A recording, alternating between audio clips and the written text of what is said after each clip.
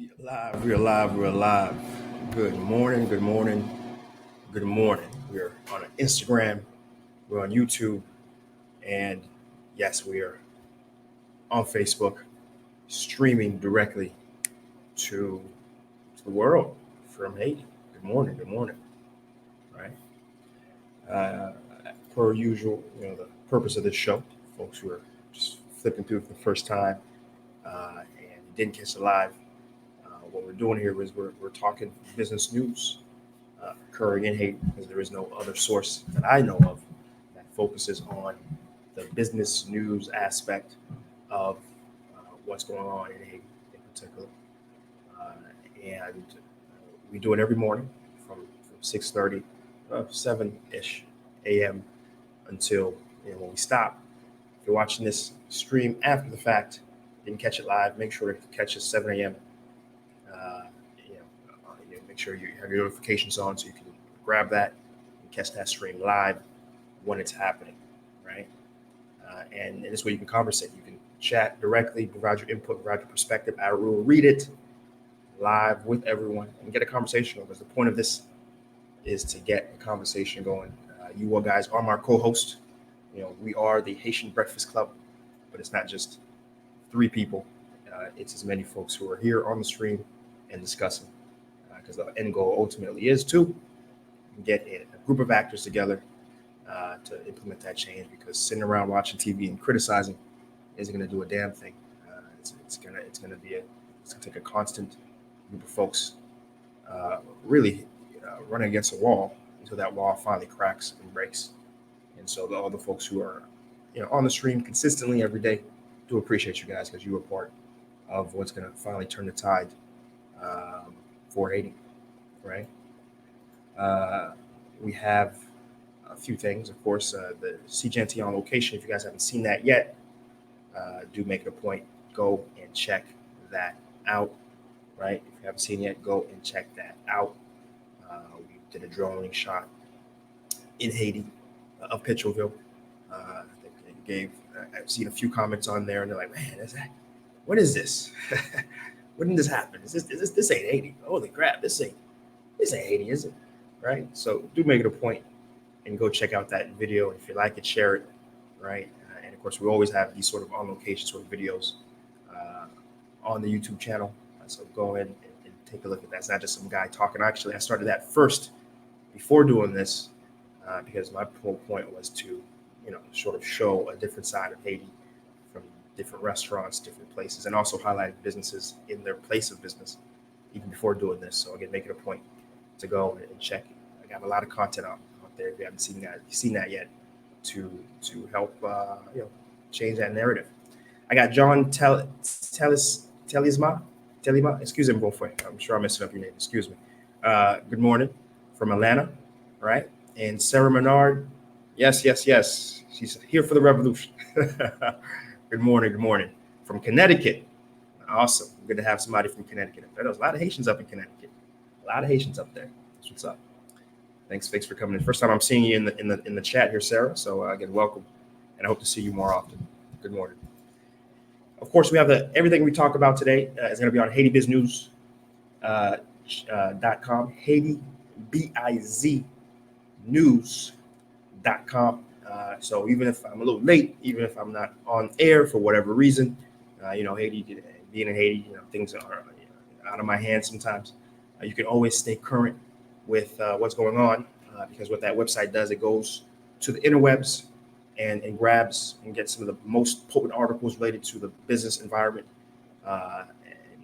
in the country and pulls it to you so you can stay current and know how to move. Right now, unfortunately, everything's going to be dominated by the political current. And even in best of times, the political current is pretty dominant. But especially now. But I want to say most of the time, at least 60% of what's on there is things unrelated to politics because we're not really looking to get into politics here. That's for 99% of every other Haitian news entity to get into triple tie of affairs. We're looking to focus on the business side, but politics, especially Haiti, bleeds so much into the business environment. It can't be avoided, right? But again, Haiti, biznews.com. Okay. We also have Book Haiti. I know right now folks aren't really coming to the country given what's going on. In fact, for the first time in 3 years, I find myself, I've had folks reach out to me and ask me questions about coming into the country. And I've told, and it breaks my heart that I've said this, but I've told folks, hold on, hit the pause button. Let's wait until one particular event, which is Jovenel leaving, once he officially resigns, then think about, because until then, protests are going to keep on happening, and it's very uncertain day to day. So even though folks aren't necessarily coming, I'm not necessarily advising folks to come just yet. Book Haiti exists. BookHaiti.com exists. We have different travel packages. As with my company, different travel packages. I have a travel agent here in the office who handles the back and forth. If you're looking for a custom thing you're looking to do, we'll help with that. If you just look over our packages that we have. We have packages for Au Cayes, packages for Jacmel, packages for Port-au-Prince itself, and all the things you can do. And again, I did this as a reaction because as I have been showing different things about the country, for example, my drone video that I mentioned, I get a message and say, "Oh man, Seejeanty, Chris, listen, I would love to come to the country. I would love to come and see things and see how the country is, but I've never been there. Can you recommend somebody?" And actually had one bad experience where I recommended a travel agent, and it didn't work out. Different perspectives. Wasn't necessarily a bad experience. It was just that one person had a very American perspective of things, and the person had another very Haitian perspective of things. It didn't work out. So I was like, you know what? Let me change it up. Let me bring that in-house, train, so that sort of difference of perspective doesn't happen. And so Book Haiti is here for that. To help, because again, I hate for somebody to watch my content, come to Haiti, and ultimately not have a good and safe time, right? So that's why Book Haiti's there, to sort of have me guarantee and help folks with that experience. So again, whenever you're looking to come to the country, preferably a few months, do remember BookHaiti.com is available for you guys, right? We got Banj FM. I keep saying Banj FM, but they're the same thing. Remember, guys, I was on Banj FM for a very brief window before the gas crisis forced me not to be able to drive to the station, and then now the whole Banj facility was ransacked during the last protest. Again, what Banj is, it's a social community center really for entrepreneurs, Haitian native entrepreneurs, to come and gather and do work, and they were ransacked. They have a GoFundMe. I've talked about this before. They have a GoFundMe the links below. So go, and I've already seen a few folks donate. I saw even yesterday when I re-mentioned it, I saw a person or two from the stream that I usually see went and donate. Again, $5, $1, right? Anything to help with the rebuilding process of Banj, because it's so needed. Because we're talking, we're acting, I got a company here, but we need to leverage. And what Banj was a platform for leveraging. They had over 80 entrepreneurs at that facility working out of. And so it's an absolute shame that the wrath of the anger of the protests are sometimes blind, and they'll grab the first thing that they have access to, and Banj was a part of that. But let's help rebuild that. Let's counter the negativity with positivity, and let's see if we can give what we can, $5, $10, $100, whatever, to help with the rebuilding effort. Last I've seen, they were pushing $16,000. $16,000. Hey, Nick Valios, good morning from Toronto. That's what's up. I didn't know you were in Toronto, Nick. That's cool. That's cool. Is it Nick or Nike? You gotta help me out here. And by the way, Nick or Nike, I did see was a Banj donator, so we do appreciate you, Nick. I did see your name on there on the Banj FM donation list. So again, thanks, hats off for stepping up and being a genuine actor. Okay. And of course, share the stream. Share the stream. Let's bring more folks into the conversation. Let's bring more folks into this, because the quality of this stream improves as we get more folks in and we can engage and have a conversation on different perspectives. So again, as share it on your Facebook, share it on your WhatsApp group, your Twitter. Let's get some more folks in here. Let's increase that conversational ROI. Okay. So, Haiti Biz News Show, Monday to Friday, bringing you news that's going to keep you informed, engaged, and reacting in the most optimal way for your business, investment, entrepreneur activity. Today is the 2nd of October. Let's talk about it. That was the intro. You already know what it is. You already know what it is, right? And so the first story, of course, we got to update. We have to update you guys on what's going on in the country. From the overall perspective of protest, things have somewhat calmed down. The day before, we had the opposition, many of the opposition meeting with the core group. Who's the core group? Brazil, United States, France, Canada, the European Union, the OAS, all meeting, representatives and ambassadors meeting with the representatives and members of the core group, and this happened on Monday, to see what can be done to sort of, move past this crisis. What came out of that meeting was the opposition saying, yeah, we're not gonna dialogue.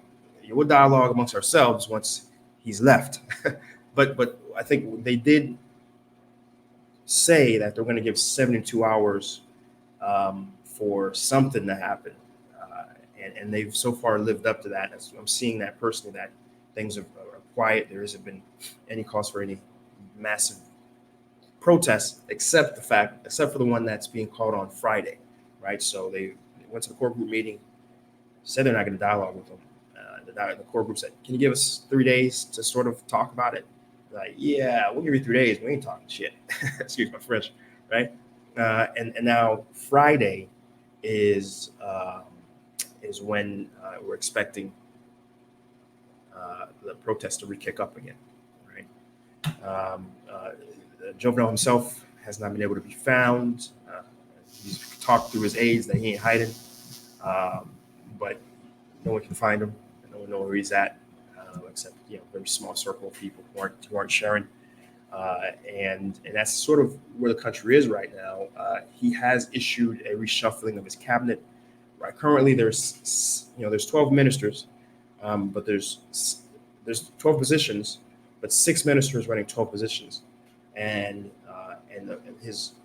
why they're doing this has been because he's saying, well, finally, one of the things, again, it's taken a complete country shutdown, but one of the big things that they're talking about once Jovenel leaves is a constitutional reworking, a brand new constitution. It's going to reduce the amount of senators by half, reduce the amount of deputies, which are equivalent to representatives, by half. And there's even some more radical talks about removing the House of Representatives, the Chambre des Députés, as we call it here in Haiti, completely, all in the point of reducing the amount of overhead that exists with how the country's managed, because there's a perspective of there's just too many. Again, there's 119 deputies, all being paid $124,000 a year in total salary and compensation, and meanwhile we're saying we don't have money to pay for basic services, right? So in line with that rationale, you're seeing Jovenel through his prime minister saying, okay, what we're going to do is we're going to just double up. This way, we're not paying for ministers'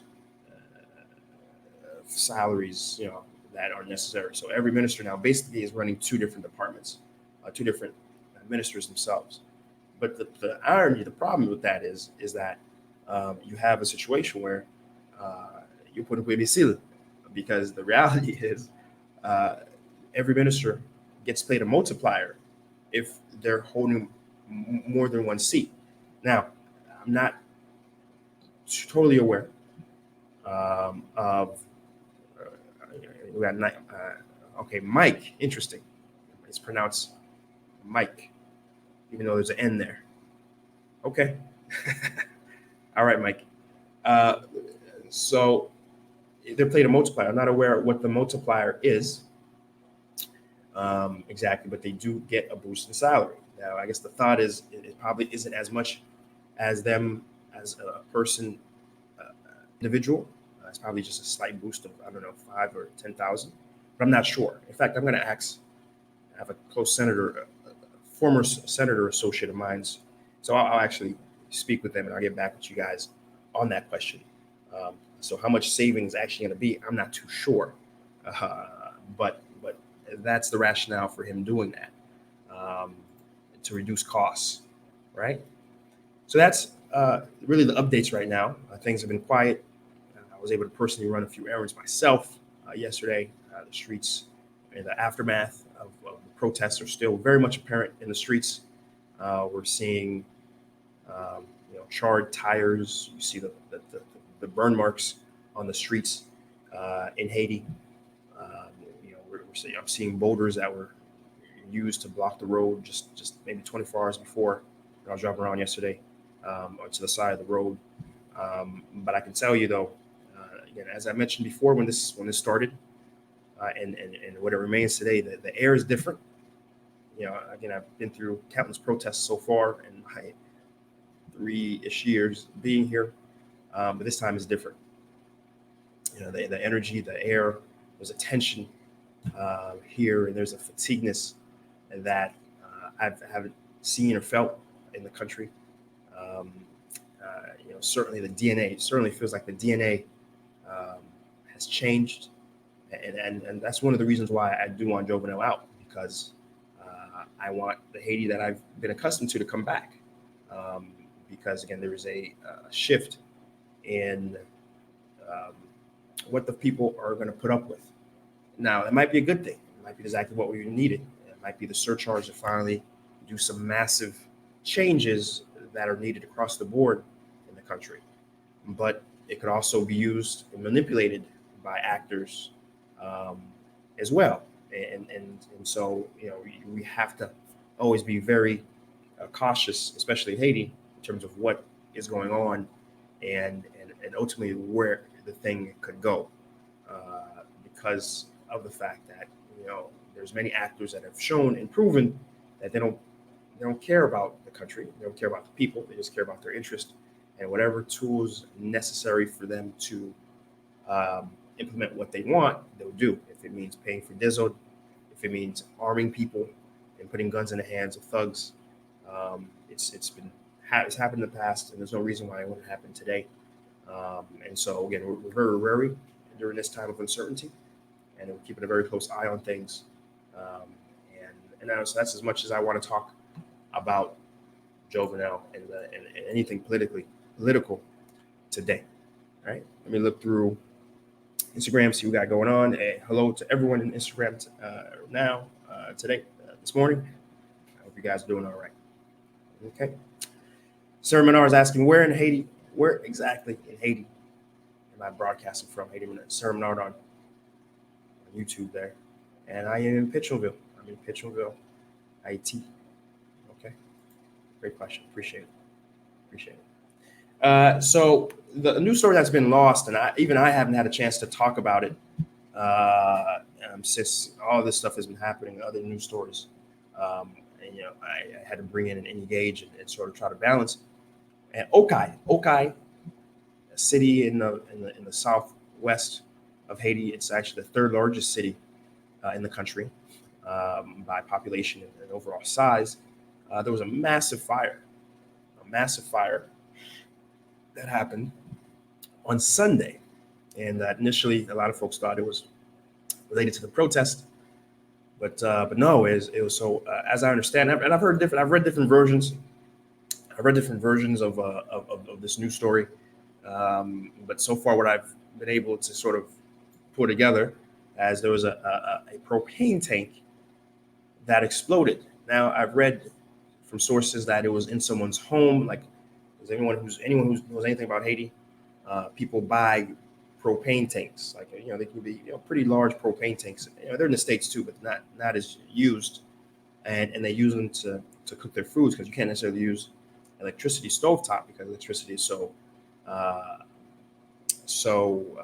unbalanced and unreliable, right? So everyone who can uses propane. Now, I preface everyone who can, because there is an expense to propane. Usually a big old bonbon is what they call it. To buy it in the first place runs about uh, 3,000 good, I believe, which is equivalent to let's see, 90 90 by three. That's what 200, yeah, about $250 dollars to buy one, and then to refill it. And when you refill it, as someone who, again, as a single guy, um, who has help, who actually has someone helping with some of the home housework and food cooking. Uh, you know, I usually go through quickly as I go through about 2.5 2 weeks, and to refill it, it's 1,000 good, which is equivalent to about, oh, did I say $250? I'm sorry, guys. I don't know where my mind is. 3,000 good is actually equivalent to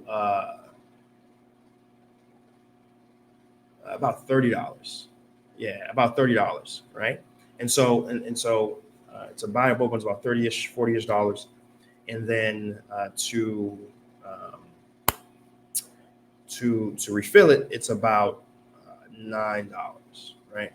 But that's tough. Remember, we have a GDP per capita, and it's very well known that folks, the average wage is for many people is equal to $2 a day.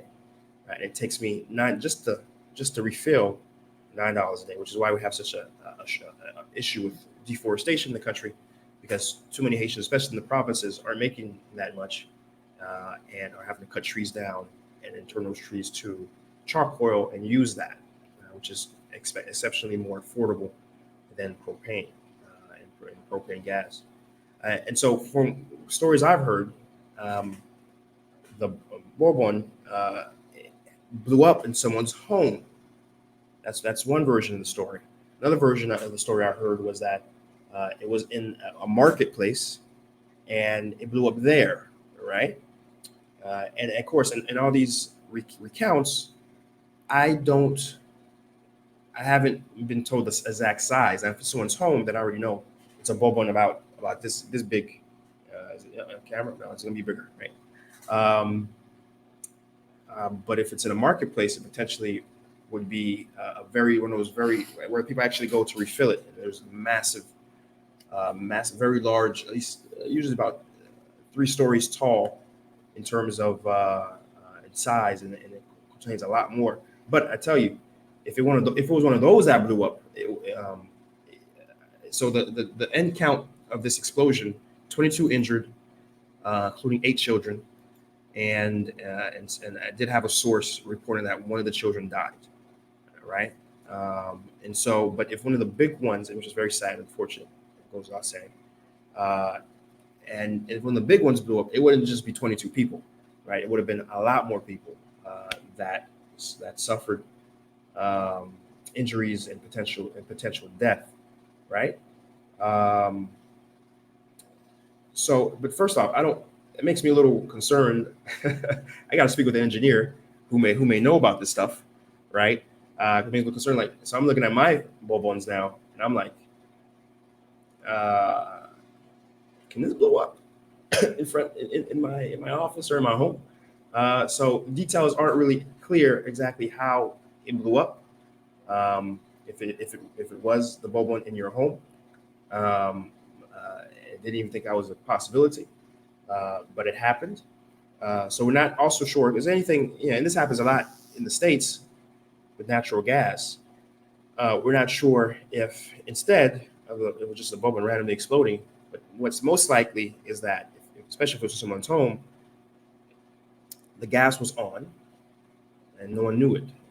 Especially if you have kids, so it's one of the big things you have to monitor your propane tank very differently, because if you have kids, random kid can just come, turn the nozzle, and now you have an entire apartment or office full of propane gas, and it takes any spark, hell, even static electricity off your skin to set it ablaze, and now you have a massive fire, and that's very likely of what could have happened as well, right? We have Pierre Paul here on Facebook. Good morning, Pierre Paul. Good morning. Hope my contribution is good for rebuilding. Any news on Jeremy? All this talk, Jeremy is one place we better talk about houses and provinces. It's a great question. The the provinces aren't doing too well. I was just reading a story in Leogan, no, Guanaive actually, and the security situation is very it's going down pretty rough in certain areas. Guanaive has been getting one of the roughest because the security, police, and everything are more focused on keeping calm. But I'm keeping an eye on it, and I haven't necessarily reported on it specifically just yet because we're still watching things. We're still watching things. We're still trying to see if it's just a blip or if it's a permanent trend. But the provinces, as always in the country, are getting neglected. As I was wondering, I'm talking about Au Cayes. Au Cayes is considered a province, and so we're talking about this explosion. Unfortunately, even I had to kind of push that story back because the larger things going on in Port-au-Prince. But there has been issues going on in the provinces related to security, and in some pockets, the biggest pocket I know of right now being Guanaive, there has been some banditry that has increased.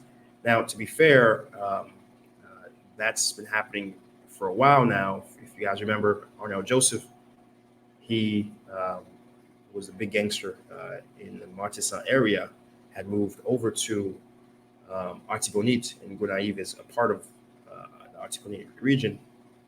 And so that's sort of the hangover of that gangster who was out there. And it's very unfortunate for Artibonite. We certainly hope that the security situation can improve in that area because that area is so vital for the overall domestic economy, given that so much of our rice and other agricultural products are grown there in very large numbers. And so we're certainly hoping that things improve there. Again, we'll keep an eye on it, and as stories develop, we will bring that story into a more focused discussion. But Pierre Paul, thanks for that question. In general, the provinces are kind of being neglected, and in some places we have folks taking advantage of that sort of neglect, right?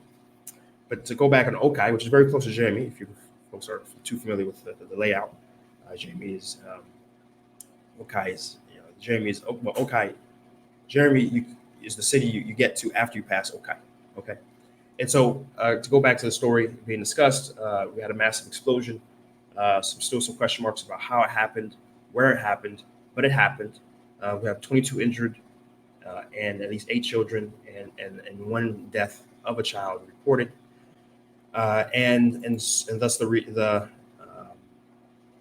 reaction has been we've had a few NGOs on the ground trying to help with some of the issues. We have the Pan American Health Organization and the WHO as well on the ground, helping distributing supplies and things of that nature. And we also have the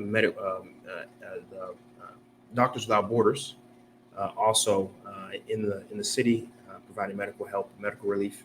Some of those who were burnt and injured, and that's the extent of it. The government has been mostly absent from assistance with what's going on in Au Cayes. The images are very harrowing. From when it was happening, I mean, you have just what seemed to be almost the entire city engulfed in massive flames as the fire burned. We had countless buildings also burned as well. And additionally, too, as of yesterday, as things calmed down in terms of the fire, we did have a lot of expression of frustration between the fact that there's a crisis in drinking water in Au Cayes right now because of the fire, because of the protests, because of the roadblocks, because of the insecurity of Matissa. Because understand, and we talked about this before, there's a massive insecurity right now happening in Matissa, even before all this. Matissa has always been notoriously a very dangerous area, even in the best of times. And now with what's going on, there's basically a roadblock of a lot of supplies and things being able to move. And the one road that cuts through Matissa supplies the entire Southwest.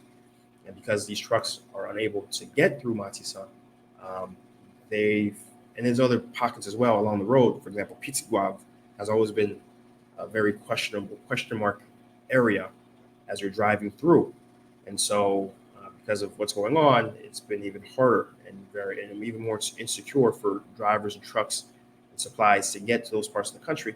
And so there's talks now of a massive. When I say drinking water, a lot of folks use these like Culligan big bottles, big gallons to drink out of. And there is a big shortage of those trucks coming in to that area. And that's just one critical supply being missing. Au Cayes and a lot of province provincial areas have not had gasoline for weeks, right? Even with the crisis sort of now resolving itself, a lot of these trucks still have not been able to get to the provinces, and even where they were initially able to, they weren't able to re-up on supply because of the protests. So folks in Au Cayes in particular, there was a pretty large amount of protests happening in Au Cayes.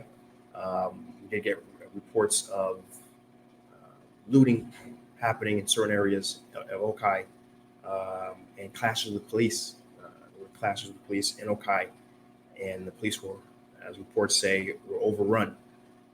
So we had this massive explosion, lots of injuries happening, and then in the people expressing their frustration of the deteriorating situation in the country, and there were massive protests in Au Cayes area as well, right? Those are two stories I want to talk about today, and then really, folks, I really wanted to bring in Au Cayes, and again, and Pierre Paul allowed me to kind of sort of bring in the discussion of how things are going in the provinces. I do know of folks who reside in the provinces, and many of them have had to come into the city because there's a big question mark of where things are going to go. Ooh, where'd that come from? Where things are going to go, and if things really pop off, they can get on the airplane a lot easier versus being in the provinces if they were, right? We have Fritz Javel over on Facebook, someone who uses tourism to sell people to Haiti. I'm dying for the change to take place. The president's motorcade was in the street yesterday to and from the palace. So if you want him to know where he is to get over it, they need to stop saying they're looking for him. Is that true? This would be the first I've heard of it, Fritz. I don't, as my understanding, he hasn't moved. His motorcade isn't out in the streets, right? And so if you've heard different, do share. But from everything I've heard, he hasn't. There has been no motorcades because the protesters, even now, even still with the sort of calm, there's still protesters in the streets, and they're specifically on the routes where he needs to travel between his home and the palace. And even today, every day, there have been protesters putting blockades along the path to his home. So I'll wait for Fritz to respond to that. But I've heard very different things. We got Sammy Lammy on YouTube saying most senators on Spanish are part of the opposition and implicated in some of the shady stuff. You know what? That's true. We have. You know what? I don't know how many of these senators are watching who might be watching my stream. So I'll leave it alone. But Sammy Lammy has it on the nose. There are senators who are invading very shady stuff, and a good amount of them are in the Atacama region. And those who know. When we say this. So we'll leave it at that. We'll leave it alone, right? But certainly there's but like this for folks, I don't want to have folks left in the dark So I can report facts, right? We're not here to talk conspiracies. We're here to talk about facts, right? So here's a fact. During the Arnell Joseph, he was a big gangster who was arrested. But during the time when he was on the run, the police performed an investigation and found that several senators, in particularly Grace Delva, who's a senator from that region, they checked the phone records, and they found that he was in contact and discussion, multiple conversations, not just one off call, but multiple conversations with Arnell Joseph. Now, his counter was, you don't know what we were talking about. That's not the point. The point is, why are you talking to? It's like, I don't know who the president was back in the day. Was it John F. Kennedy, right? So I don't know if John F. Kennedy was talking to Al Capone, and the records came out that he was talking to Al Capone directly during a time when he was on the run. I think a lot of people wouldn't ask, what are you guys talking about? Why are you talking to him at all? Directly. You see what I'm saying? And that's indicative of the connection and the relationship that a lot of Haitian senators have with gangsters and those thugs and armed individuals who are doing a lot of banditry out there. And that's fact. And that's something you can Google. And that actually happened, right? We're not here to talk conspiracy theories. We're here to talk about what's been proven and come out to the light of day. And that's one thing that's came out in the light of day, right? So one thing I do want to bring back to, as always, is, all right, what does that mean? What does it mean for folks trying to do business in the country, right? Right now. And I've talked about this before, but certainly depending on your business, and I'm speaking to other associates of mine who are doing business in the country, some of them have reduced their hours. Some of them have closed their doors altogether for a week or two as things sort of, at least at this level, have calmed down and moved on. That's certainly something that you have to do and consider and put in your business model, is that, until things change, things won't change. And these sort of periods of instability are going to last. I had speaking to one associate when I first got here very early in Haiti. First thing he said was, yeah, cool, things are fine now, but make sure you have contingency plans during the political seasons, right? Because even the best of times, around election time, there's an expression, if you're a true businessman in Haiti, if you can survive your first election period, right? Because of the désordre that happens in the streets around, whenever politics is injected, as we're seeing now, right? And so, everyone who does business here, has contingencies in place. What does a contingency look like? It looks like buying a motorbike, right? So that you can go pick up your employees who are maybe halfway and are critical, but can't get any closer because the blockades in the streets. A contingency looks like having, if you do know of an employee that has a stable setup in their homes, giving them a company laptop so they can work from home, from their company, if they have a stable setup, and most don't, right? Which is why having them come to the office is so necessary, because again, most offices have backup generators and solar panels and investments to allow those facilities to keep working, right? And of course, those individuals who aren't critical to your operation, have them stay home, right? Those who aren't absolutely fundamental to either if you're a manufacturer, the manufacturing process, or you can put that off, you can put it to the side, because during times like these, deliveries are tough to do, but it's so important because we know we don't get paid in these sort of industrial or distribution sort of companies until delivery, right? And so wherever possible, you do have those guys come in, but you want to do it intelligently and smartly, right? For some folks, I know some folks, maybe included, you have bunk beds in the office. So in case during a work day happens and things get very unstable, we have employees who have the ability to stay safe and sleep in the office, right? Of course, it's important to be part of different WhatsApp groups to stay current in terms of the situation. Um, there's many WhatsApp groups that you can join that share different security and where things are bad or where things are blocked and where things aren't. So those are absolutely important, and to have that network and be part of networks and keep you informed of the security situation happening in the country. And I know many folks do have those sort of setups, and wherever possible, it goes without saying, if you can be closer to areas that are cooler versus areas that are prone not to be cool. Example, Patabuke is a place that generally is cool, but when things start to pop off and things start to get hot politically and protests, it's one of the first places that gets shut down, right? So if you're in Patabuke and you have a place that you can go in the city that is a little cooler, you should, right? So, again, all these are just realities that folks who do business here sort of have to manage and navigate around. And I'm sharing this with you because it's not just about sharing what's going on.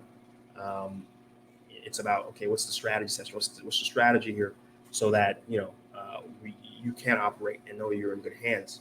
And you have to put those in your models. And then you can ask yourself, man, why would I come here and have to deal with this technology, right? I can tell you why. The fact that despite what's going on, the crisis is going on, and despite the fact I've told some employees, hey, stay home. It's cool. Like, nah, I'm coming. Because number one, you're in the office, right? Number one. Number two, we appreciate having a job, right? This is conversations I've had. I appreciate, because a lot of the folks who are on the street right now protesting, they're doing it because they don't have a job, right? They're fighting to have things change so they can have a job potentially, right? And because of the corruption and et cetera. But the folks who have jobs, and this is across the board, when I talk to other business owners, they have attendance rates of 90%, because the folks who have jobs appreciate having jobs, and they want to come to work. They want to work, and they put their own selves at risk to come to work because they understand what a job means. They understand that if they're not there, the company may suffer. They understand this without even being told.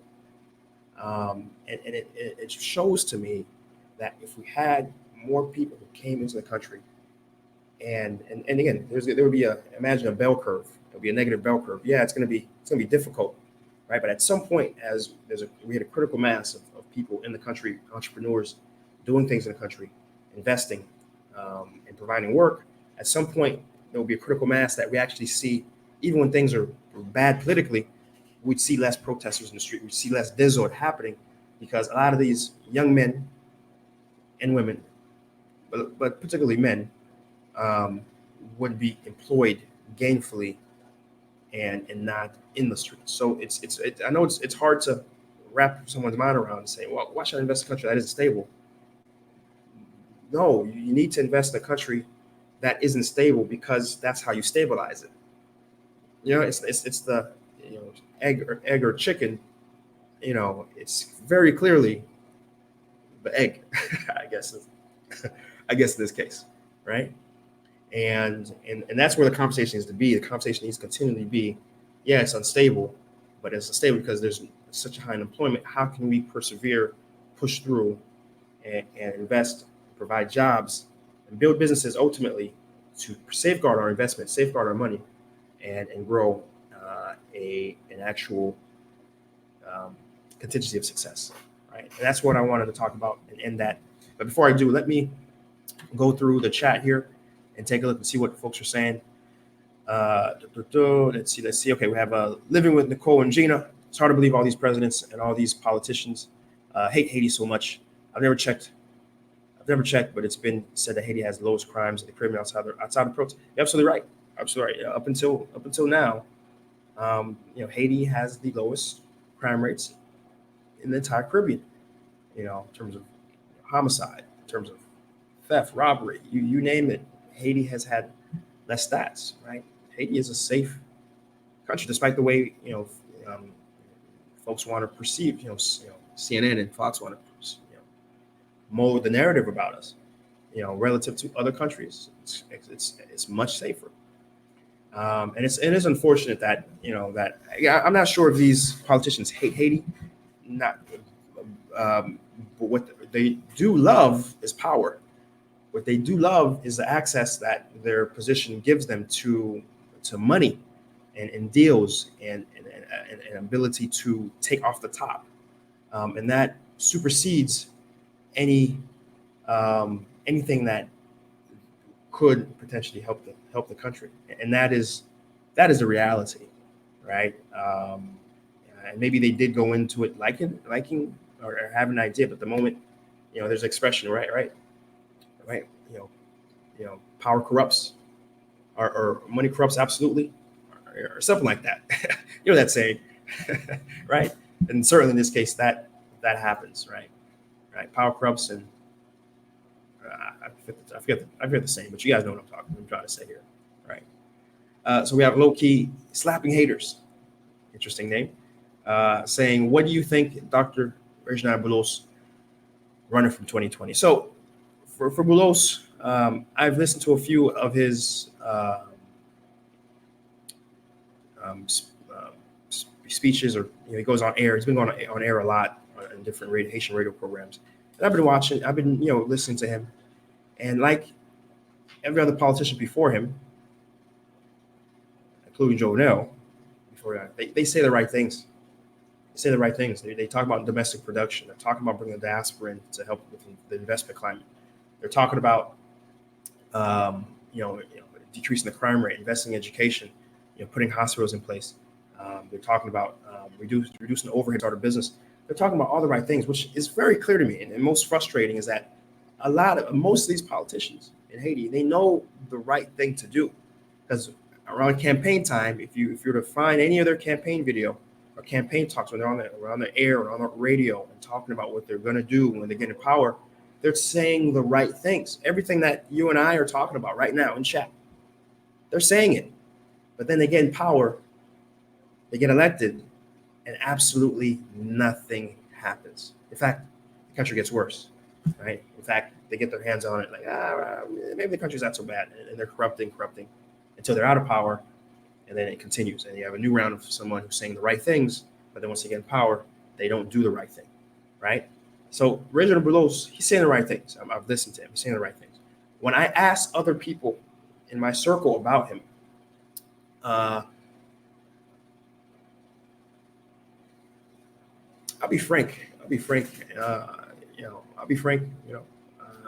The reaction of what I get when I talk about Boulos, it boils down to class lines, where the associates I know who are up in the upper tier of society like him.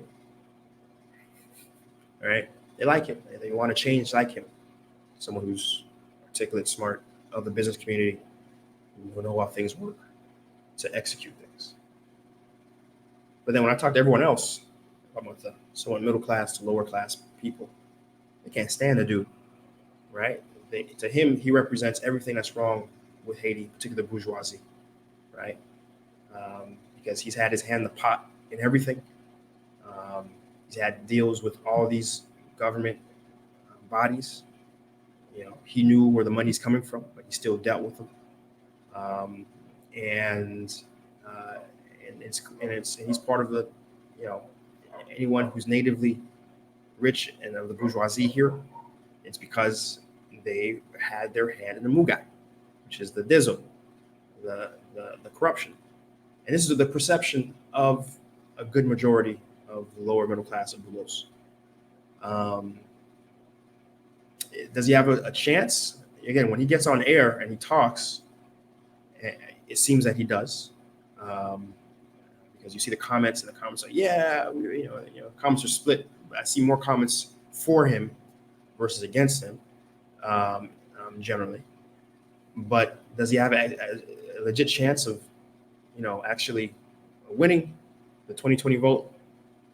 I don't know. I don't know. My personal feeling of him, I don't know. I don't know. Because again, he says the right things, but would he actually do the right thing when he gets into power? But here's what I would challenge you guys. I would challenge you guys to you yourselves Google Rejan Bulos and try to find interviews, and there are many out there of the past few months of him, and you guys go watch him and listen to what he's saying, and you tell me what you feel, right? And you tell me if he has a legitimate chance of winning, because part of me says yes, because he has, if he's really serious about running, he certainly has the money and the connections to make a very strong campaign. And also the connections, if you were to do it the shady way, which is go to the Cache Populaires and give 1,000 good here and there, he certainly has those means to do it too.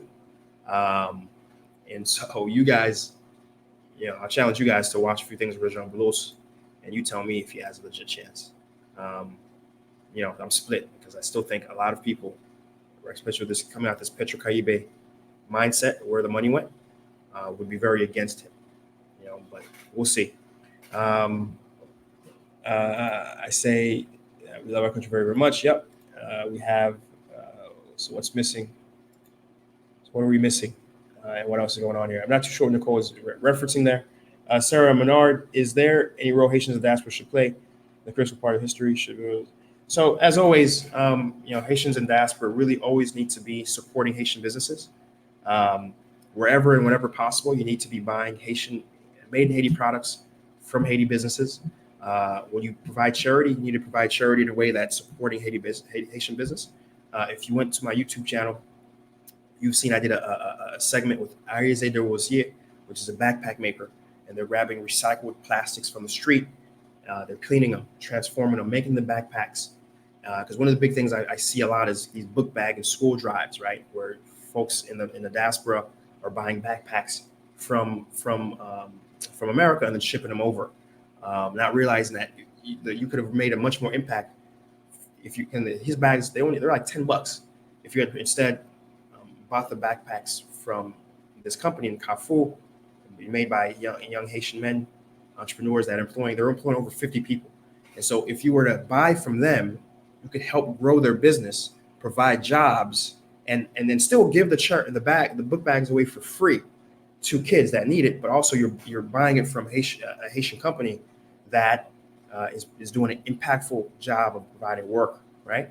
And so the biggest thing that the Haitian diaspora need to do is constantly challenge themselves to say, all right, cool, I want to help, I want to provide charity, but first off, let me find companies that exist in a particular space and buy from them. That's truly what the diaspora needs to do, and nothing more. Like honestly, coming to Haiti isn't for everybody. From a business perspective, I mean, and also tourism, right? Instead of going to Bahamas, Bermuda, and all those places, if you're Haitian, Haitian Flag Day, for example, should be done in Haiti, right? I see a lot of these Haitian Flag Day, and they go to the Memorial Day, and they're doing this. A lot of these holidays should be done in the country. We should do these massive group trips and put our dollars to work in Haiti, right? So those are three things I suggest the diaspora to do. I'm not even the biggest thing it should be investing in creating businesses in the country, but again, business isn't for everybody, even in America. Entrepreneurship is for a very small percentage of people because it's difficult, it's hard, you're going to lose a lot of money, lose a lot of sleep until you're successful. But anyone can buy Haiti-made products to consume in America. Anybody can structure their charity to look for Haitian producers and buy from them instead of shipping products in. The rule of thumb is if you're running a charity or part of a charity, do not ship products into the country unless it's medicine that was not being produced in the country, unless it's technology, laptops, or some of the stuff like that we know aren't being produced in the country. But if it's a food product, you're doing a massive disfavor to the country and the people living here if you're shipping products in when they could be purchased from Haiti producers and really do an impact. And then finally, for tourism, we need, especially when things are cool again, we need folks to be more concrete in coming to the country and not just being a Haitian with a flag on their car, but actually someone who's involved by coming in and spending the tourism dollars in the country and helping being part of that change. So Sarah, thank you for that question. Videos KO, you sound like you live an exciting life. I appreciate it. I guess you can say it's exciting, right? Haitien remet travail vrai, peuple a vie. Okay, I think you're talking about when I was referring to my employees coming to work. Absolutely. Your work is valued here. Jobs are valued. Sammy Lammy says, Chris, I don't think all the people are protesting in the streets because they want to change, protesting in the good job. Listen, Sammy, there's a part of that. I'm not even going to lie to you. There's a part of that. Absolutely. There's a part of that. But a lot of them are right now in this round of protests. A lot of them are protesting because they're fatigued and tired of the situation in the country. Whitney Lubin says, that's the saying. Absolute power corrupts absolutely. So thanks for helping me out with that. Tori Andre says, I feel like we should not vote for someone who goes straight to the top. Should I go for someone who goes straight to the top? Okay, like voting, so I guess you're saying voting for someone who hasn't worked in a lower tier of government. Is that what you're saying, Tori? I'm not sure if that's what you're saying. If that is, then I somewhat agree, because we haven't had a president yet that actually, has government experience. Everyone has come from outside, and I feel like that's been to the detriment of Haiti. You look at Obama. At least Obama was a senator for a term or two, right? And it's helped. It helped him ultimately do something that other presidents have been able to do, which was pass Obamacare, which was healthcare for many people and benefited, right? And so having experience in the system does, without being changed by the system, does help. So that if that was your saying, Tori, absolutely agree with you. Odinga, good morning. Belos can't be president. Belos is not Haitian. I'm not sure what that means. He was born in Haiti. His parents were born in Haiti, and I think his grandfather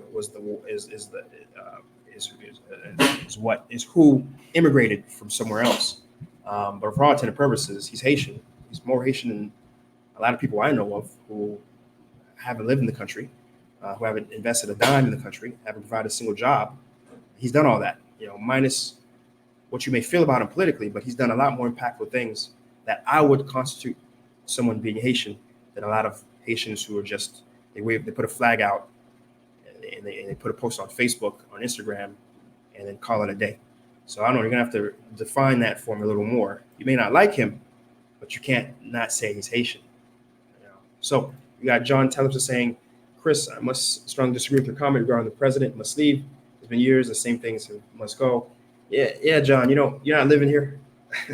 So you're welcome to that opinion. But me living here, seeing inflation increase 20% year over year, seeing the good decrease 40%, seeing a president who's so disconnected, he went ahead and tried to raise the fuel prices overnight, despite not listening to people. I'm gonna have to disagree with you, man. I'm gonna have to disagree with you because the reality on the ground is he doesn't know how to manage. He doesn't know how to speak and communicate. And for him to spend another 3 years here at this point doesn't make any sense. Now, I was with you, John. I had your same perspective just a few weeks ago. But at this point, the people have decided he's not going to stick around. And the longer he sticks around, the worse it is for Haiti. Now, you can have this philosophical, thoughts and discussions about, but the instability and I don't mean to mock you, man, but the instability, this and that. But the reality is, the people have decided he doesn't deserve to be here, and the longer he's here, the more instability he will have, and the more of a slide towards anarchy. And so the longer he's here, he has to go. And yes, we certainly do need stability. but we need a leader who doesn't drop national addresses at 2 a.m. We need a leader who doesn't go silent for months and weeks.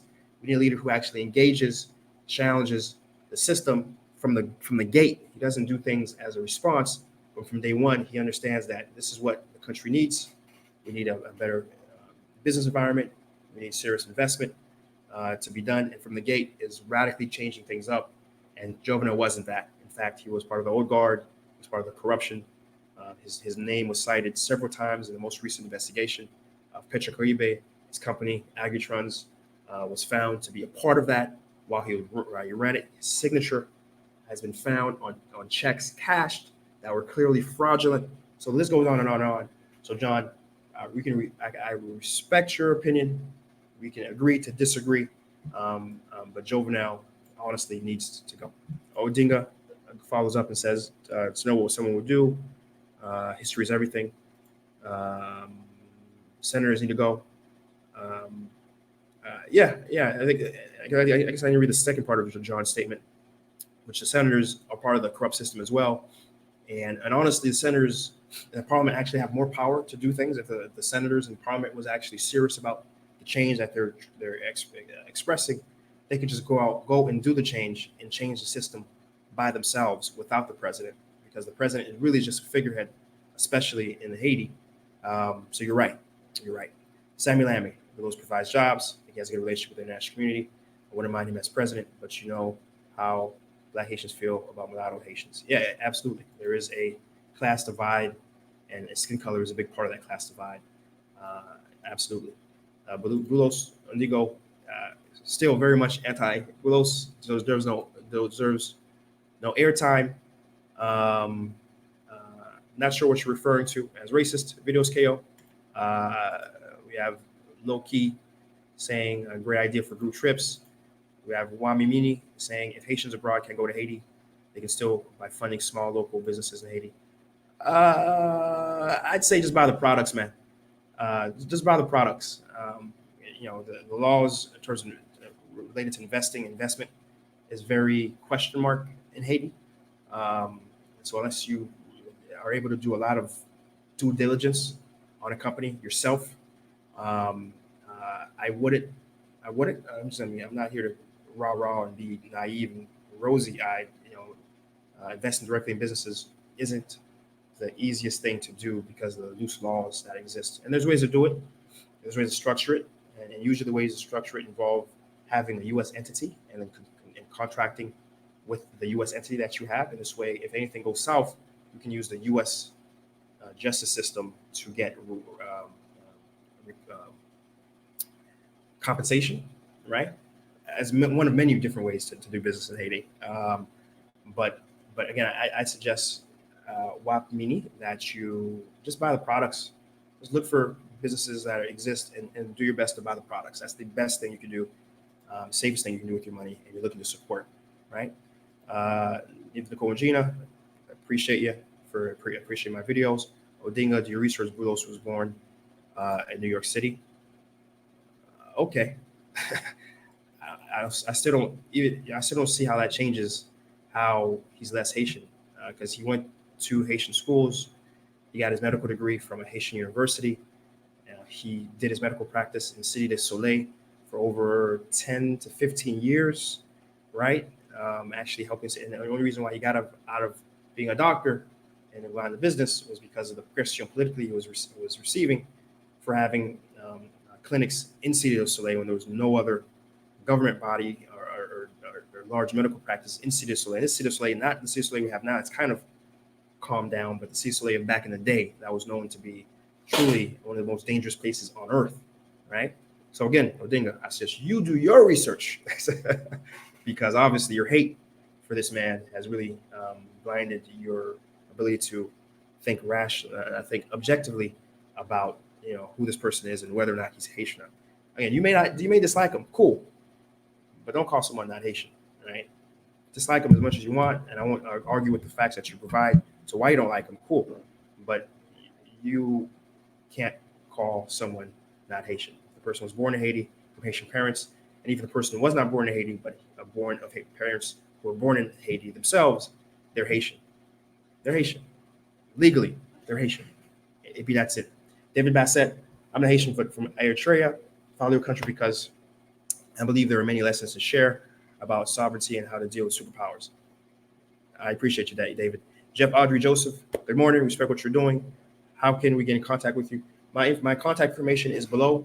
Seejeanty at hypro.solutions. It's below. Feel free. Take a look. Send me an email. I respond. Feel free. On Facebook, we have Fritz saying last night on Vous Cantez la Parole with Ismail Valistin, he confirmed live on air with the correspondent when the president arrived home at 8 p.m. from the palace, and he explained the president lives in a popular neighborhood where everyone can access. He even had a beer at a bar I remember a few days ago. I'll check it out, Fritz. I will check that out.